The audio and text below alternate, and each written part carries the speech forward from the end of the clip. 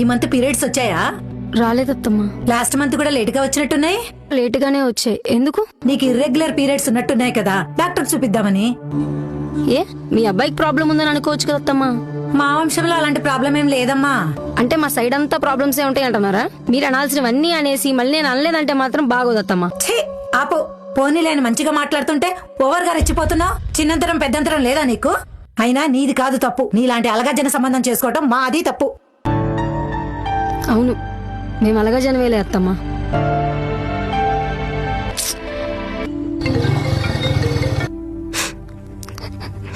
ఏమైంది?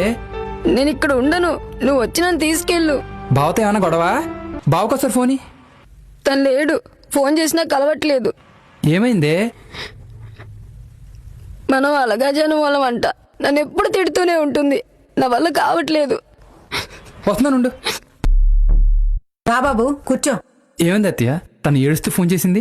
తనకి regular periods ఉన్నాయి కదా, డాక్టర్ చూపిద్దామని చెప్పాను. దానికి ఇష్టం వచ్చినట్టు మాట్లాడుతుంది. అందుకని అలాగే జనం అనేస్తారా? చిన్నంతరం పెద్దంతరం లేదా? ఇష్టం వచ్చినట్టు మాట్లాడేస్తుందా?